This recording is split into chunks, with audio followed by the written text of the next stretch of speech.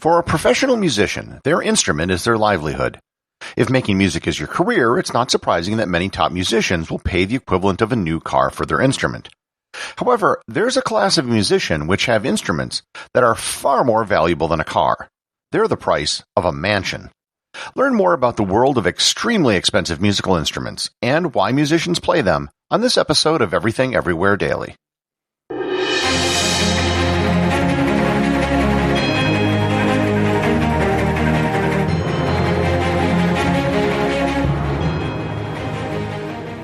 This episode is sponsored by the Travel Photography Academy.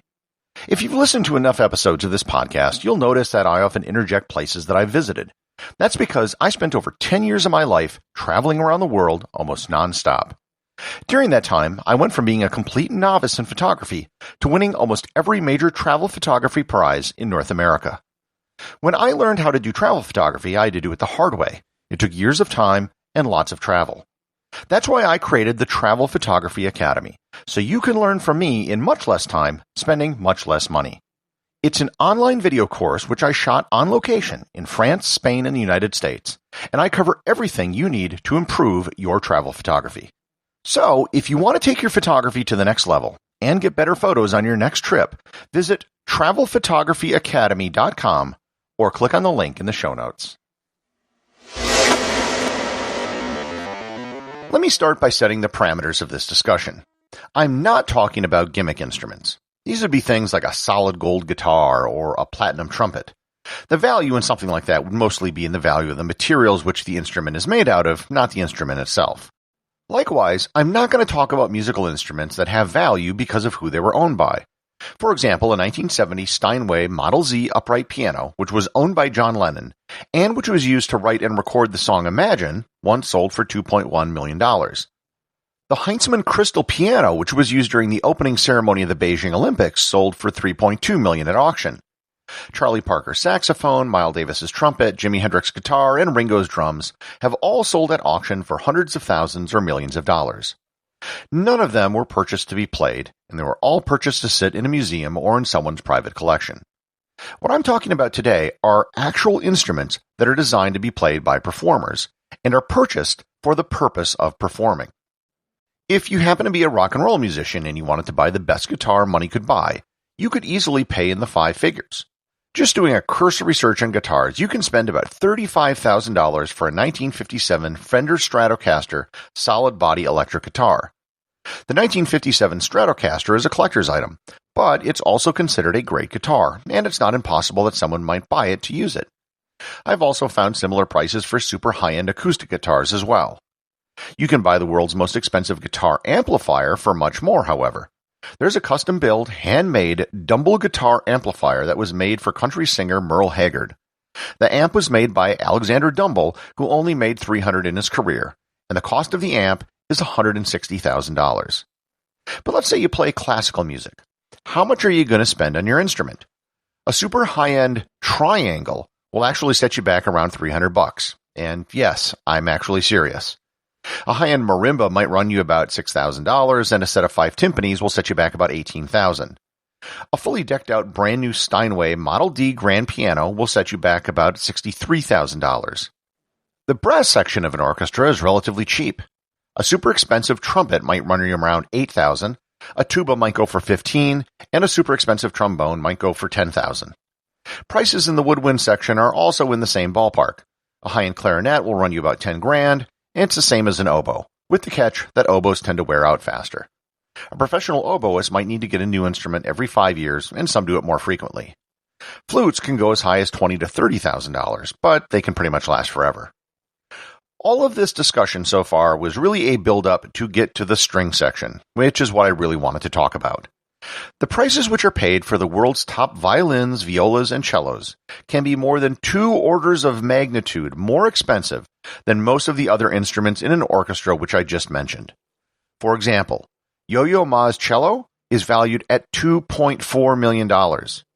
Anna Kiko Myers purchased her violin for $3.6 million. The famous violin soloist Joshua Bell plays a Stradivarius violin, which was purchased for about $4 million. And these aren't museum pieces. They actually play these instruments on a daily basis and in concerts. They travel with them and take them on planes and taxis. Even string instruments that aren't at the very top of the market can still go for many hundreds of thousands of dollars. So, what's the deal? How is it that a concert violin can go for 10 to 100 times more than a high-end instrument from almost any other section of an orchestra? Well, it all starts in the town of Cremona, Italy, which sits approximately halfway between the cities of Milan and Bologna. In the late 17th and early 18th centuries, a luthier, and that's someone who makes stringed instruments, by the name of Antonio Stradivari created some of the finest stringed instruments ever known to man. During his career, which lasted until he was 92 years old, he created 1,116 stringed instruments. 960 of those were violins, but he also created violas, cellos, guitars, mandolins, and harps. Cremona was known as the center of instrument making, and the Stradivari workshop was one of the best. For 300 years, musicians have believed that the instruments which came from the Stradivari workshop were some of the best ever made. In recent decades, tests have been done on Stradivarius instruments to try to figure out why they produce the sound they produce. One theory holds that the wood which was used came from trees that grew during the Little Ice Age in Europe. This would have made the wood denser and created a better sound.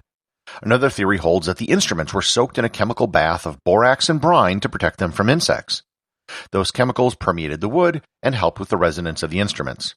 And others think it's just good craftsmanship. Since the creation of these instruments, the value of stringed instruments have radiated outward from the Stradivarius workshop. Instruments made by him with the Stradivarius label are worth the most. Instruments made by his family and those trained under him are worth slightly less, and so on. Are Stradivarius violins really that much better?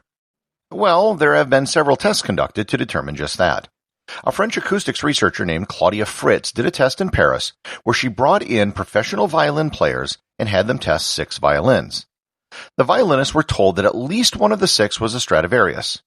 In fact, 2 were Stradivariuses, 1 was a Gurnari, was a contemporary of Stradivarius, and the other 3 were modern violins made in 1980. The players wore dark goggles so they couldn't see which was which. Of the 17 musicians tested, 7 couldn't tell the difference, 7 guessed incorrectly, and 3 got it right. The highly trained violin players couldn't tell the difference. Now, some people criticize the study, saying that the musicians weren't used to playing with goggles on, so they did another follow-up study in Paris. This time they again had 6 violins. There were 3 Stradivarius and 3 were newer violins. They were all played behind a curtain for an audience, so no one could see which instrument was being played. The audience had 55 people, which consisted of musicians, instrument makers, and other people with a trained ear. They then repeated the same study in New York with an audience of 82 people, also with experience in music. In both Paris and New York, both audiences preferred the new violins over the Stradivariuses. So, if there's no substantial difference, why do top-level violin players spend so much money to use these old violins? It mostly has to do with branding. Having an expensive instrument means that you are almost by definition a top violin player. Only someone successful enough from touring and recording can afford to get an instrument like that or find a sponsor who will buy it. There also might be a placebo effect at work. If a musician thinks they have a great instrument, it just might make them play better. Nevertheless, despite the mounting evidence that Stradivarius instruments don't really sound any better than new ones, prices keep going up. In 2011, the Lady Blunt Stradivarius violin sold for a record $15.9 million at auction. The instrument was named after its previous owner, Lady Anne Blunt. In 2016, the McDonald Stradivarius viola, one of only 10 Stradivarius violas in the world, was put up for auction with a minimum bid of $45 million. But there wasn't a bidder for it. It's probably only a matter of time until these record prices get broken. As they get more expensive, many of these instruments might get taken out of the hands of musicians and placed in museums as the cost of insurance and the risk of damage is simply too great. If that should happen, however, the reality is most people probably won't even notice. The associate producer of Everything Everywhere Daily is Thor Thomsen. If you'd like to support the show, please donate over at patreon.com. There is content only available to supporters, merchandise, and even opportunities for a show producer credit. If you know someone you think would enjoy the show, please share it with them. Also remember, if you leave a 5-star review, I'll read your review on the show.